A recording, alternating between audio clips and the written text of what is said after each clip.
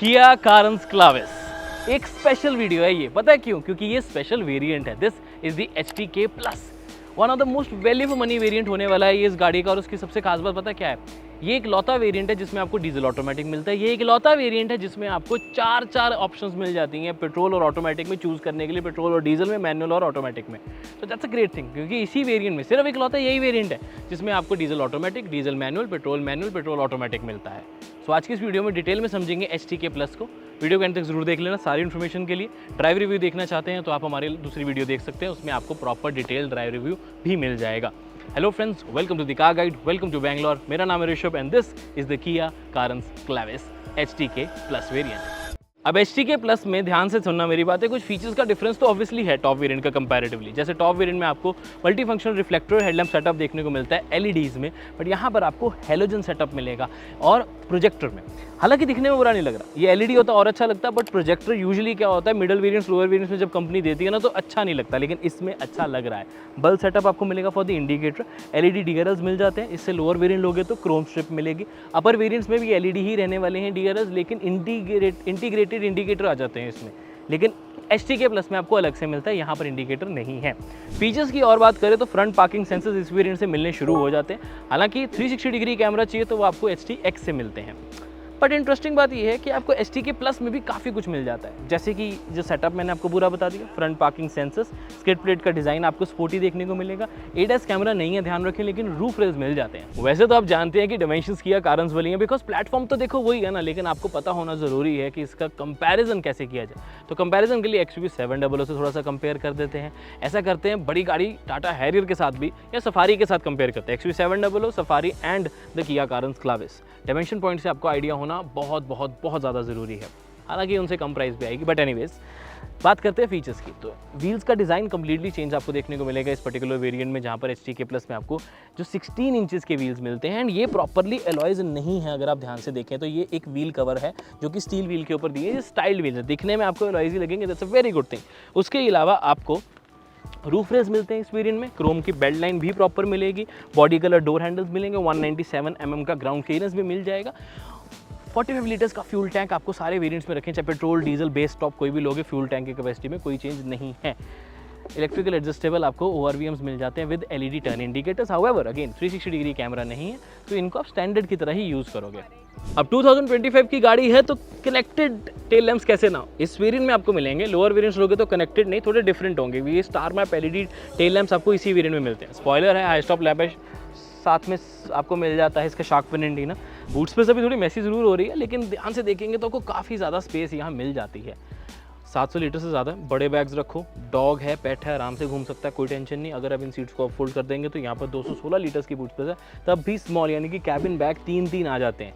मैं गारंटी देता हूँ इस सेगमेंट में 7 सीट में इतनी स्पेस होने के बावजूद बूट स्पेस में स्पेस इतनी मिलना इज़ नॉट पॉसिबल। सिर्फ कारेंस क्लाविस में ही वो चीज़ पॉसिबल है। नाइस, ये one of the best thing लगती है, क्योंकि यूजुअली क्या होता है जब 7 सीट्स होती है तो सामान रखने की जगह नहीं होती है, और जब बूट स्पेस बहुत ज़्यादा होती है तो वो 5 सीटर गाड़ी होती है। लेकिन इस केस में आपको सामान रखने की जगह भी है और प्रॉपर बूट स्पेस के साथ स्पेस भी मिलती है। बट एक चीज़ का ध्यान रखें, रूफ रेस जो मैंने आपको दिखाए थे वो फंक्शनल नहीं है, वो कॉस्मेटिक हैं, तो आप ऊपर सामान नहीं रख पाएंगे, ध्यान रखना। चलिए बात करते हैं फीचर्स की। वैसे तो इसमें काफ़ी कुछ देखने को मिल जाता है, जैसे कि स्टीयरिंग मोड कंट्रोल्स आपको मिल जाएंगे, D-कट मिलेगा, बस लेदर रैप नहीं, बट ऑल ब्लैक है। बट जेन्युइनली बताऊँ, मुझे टॉप वेरिएंट से ज़्यादा ये ब्लैक स्टीयरिंग व्हील अच्छा लग रहा है, लुक्स वेरी स्पोर्टी। क्लस्टर ये भी आपको सेमी डिजिटल टाइप मिलेगा, मतलब ये सारी चीज़ें डिजिटल में ही मिलेंगी।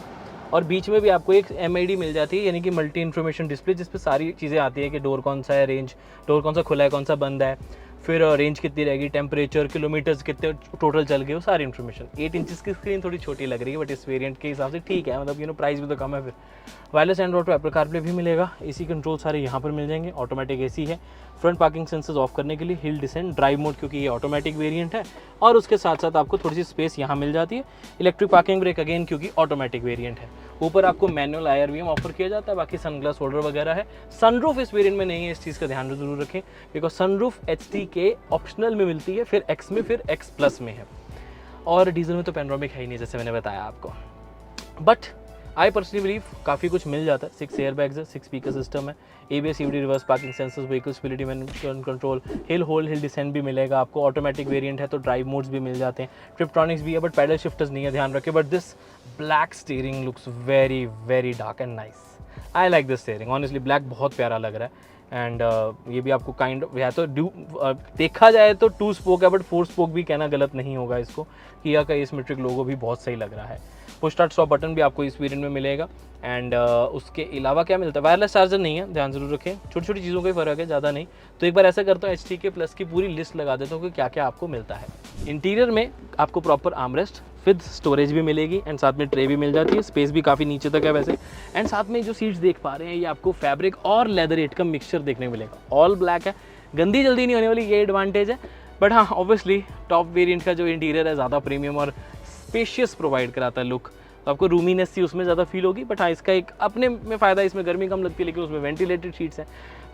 कन्फ्यूजन तो है आई नो, बट इसमें भी आपको चीज़ें सारी मिल जाती हैं। Headroom also feels nice, my height is 5'9", but क्योंकि सनरूफ नहीं है तो हेडरूम है भाई। सेकंड रो में आती एक चीज़ रियलाइज़ होती है कि स्पेस आपको काफ़ी अच्छी मिलेगी। रिक्लाइन फील्स नाइस, हेडरेस्ट आपको 2 मिलेंगे, प्रॉपर आर्मरेस्ट मिलेगी। कप होल्डर्स की कमी थोड़ी सी महसूस होगी, बाकी ये सीट 60-40 रेशो में स्प्लिट हो जाती है। बटन भी दिया गया, सीट टम्बल डाउन हो जाती है ताकि आप थर्ड रो में ईजिली जा सको। बट फीचर्स की बात करें, रूफ माउंटेड AC वेंट्स। अब ध्यान रखना थोड़ा सा, अगर मैं आपको यहाँ दिखाऊं तो ये राउंड AC वेंट्स हैं। वैसे अगर आप अपर दूसरे वेरिएंट लेते हो यानी कि टॉप वेरिएंट्स लेते हो जिसमें सनरूफ आती है, उसमें साइड में आपको AC वेंट्स देखने को मिलते हैं। बट इसमें क्या क्या है, टाइप C चार्जिंग पोर्ट भी मिलेगा, blower speed adjust, space, tray वगैरह या एयर प्योरीफायर इसमें नहीं मिलता, इस चीज़ का ध्यान रख लेना। बट ये मिल जाता है सनशेड, तो प्राइवेसी भी रहती है, धूप भी कम आती है, कंफर्टेबली ड्राइव भी कर पाओगे। बाकी AC वेंट सही प्लेसमेंट है बिकॉज अच्छी ठंडी हवा ये प्रोवाइड कर देते हैं। But the best part is space अच्छी है। बट मेरे पास एक छोटी सी आपके लिए बैड न्यूज़ है, वो ये है कि कैमरा में बैटरी होगी थोड़ी सी कम। थर्ड रो जो है वो हमने टॉप वेरिएंट की रिकॉर्ड की थी, वो लगा देता, बस उसमें इंटीरियर वाइट है बट फीचर्स इसमें भी सारे मिलेंगे। टाइप C पोर्ट भी है, सीट्स प्रॉपर 50-50 हो जाती हैं, लाइट भी प्रोवाइडेड इसमें भी है उसमें भी है, पीछे आपको 2 लाइट्स मिल जाती हैं, AC वेंट्स भी ऊपर मिलेंगे, कप होल्डर्स भी मिलता है, सब मिलेगा आपको। बस वीडियो वो वाली लगा रहा हूँ, ठीक है। ये जैसे कार्बन्स में आता था वैसा ही है, कुछ चेंज नहीं है। अब अगर हम अंदर आ जाते हैं तो आप देख सकते हैं कि 5'9" is my height. Knee room देखो टच तो हो रहा है, बट अगर हम थर्ड रो पॉइंट से देखें तो मेरे ख्याल से स्पेस अच्छी मिल जाती है। और ये वाली सीट्स को आप थोड़ा सा रिक्लाइन भी कर सकते हो, तो आपके पास ऑप्शन रहती है। बट यहाँ अडल्ट एक्चुअल में बैठ सकते हैं थोड़ी बहुत ही एडजस्टमेंट के साथ। इस सीट को अगर आगे करना चाहो, काफ़ी जगह आपके पास अभी है तो आप कर सकते हो। फीचर्स की बात करो तो roof mounted AC vents, proper light, cup holders, type C charging port सब मिल जाता है जो चाहिए होता है। और ऑब्वियसली पीछे तक आते हैं सेफ्टी के लिए 6 एयर बैग्स भी। क्लैविस में वैसे तो ऑलमोस्ट सारी चीज़ें अच्छी हैं, इलेक्ट्रिक टेलगेट की थोड़ी सी कमी महसूस हो रही है बट उसके अलावा फीचर्स तो काफ़ी मिल जाते हैं। बट पेट्रोल में अगर आप डीजल लेने का सोच रहे हो, आपकी रनिंग थोड़ी ज़्यादा है, तो आई गेस आपको फीचर्स में थोड़ा कॉम्प्रोमाइज़ करना पड़ेगा। आपके पास ADAS के ऑप्शन नहीं है, पैनोरामिक सनरूफ नहीं है, इलेक्ट्रिक एडजस्टेबल सीट नहीं है, बोस के स्पीकर्स नहीं है और वेंटिलेटेड सीट नहीं है। ये सारे फीचर्स थोड़े से छोड़ने पड़ेंगे और HTX तक ही ले पाओगे। तो to be very honest, value for money variant तो मेरे को HTE ऑप्शनल लगता है। सही फीचर्स जितने ज़रूरत होते हैं, प्राइस भी सही आएगा फॉर श्योर। अभी तक तो नहीं है बट आ जाएगा जल्दी।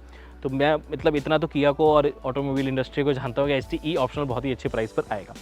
K+ उनके लिए सही है जो ये वाला वेरिएंट, जिनको डीजल ऑटोमेटिक ही चाहिए। बिकॉज ऑटोमेटिक का तभी बेनिफिट है ना जब आप ज़्यादा गाड़ी चलाते हो तब। अगर आप चलाते ही गाड़ी कम हो, आपकी रनिंग ही बहुत कम है, तो फिर ऑटोमेटिक भी 1-1.5 लाख एक्स्ट्रा क्यों लगाने। समझ रहे हो मेरी बात। तो HTE ऑप्शनल मैनुअल में आएंगे, ऑटोमेटिक्स में नहीं आएंगे, लेकिन वो अच्छा वेरिएंट है। HTK+ सिर्फ उनके लिए जिनको डीजल ऑटोमेटिक में प्रॉपर 7 सीटर चाहिए जिसमें स्पेस अच्छी मिले, अदर देन नहीं। लेकिन अगर आपकी रनिंग ज़्यादा नहीं है तो फिर आप पेट्रोल की तरफ जाइएगा। माइलेज उसमें थोड़ी कंपैरेटिवली कम आती है लेकिन उसमें फीचर्स आपको काफ़ी ज़्यादा मिल जाते हैं। Overall HTK+ is a good variant until unless आप मैनुअल देख रहे हो तो एक वैल्यू फॉर लगता है। अब ज़रूरत की बात आ जाती है, अगर डीजल ऑटो चाहिए ही 7 सीट्स में तो आपको जाना पड़ेगा। बट ज़्यादा वैल्यू फॉर मनी इसके मैनुअल वेरिएंट्स रहेंगे और इवन E ऑप्शनल भी। So this was the Kia Carens Clavis diesel review. चलाने में मस्त है, माइलेज अच्छी दे देती है, इंजन एब्सोल्युटली अमेजिंग है, one of the best diesel engine अभी तक इस पूरी इंडस्ट्री में मैं मानता हूँ। इस पर्टिकुलर इंजन को क्रेटा सेल्टोस इसमें भी है, मतलब बहुत सारी गाड़ियों में आता है। सो या आपका क्या ओपिनियन है इस इंजन को लेकर, इस गाड़ी के बारे में कमेंट करके ज़रूर बता देना। कुछ रह गया हो तो नीचे कमेंट करके वो भी पूछ सकते हैं, मैं आपको उसके आंसर्स दे दूंगा।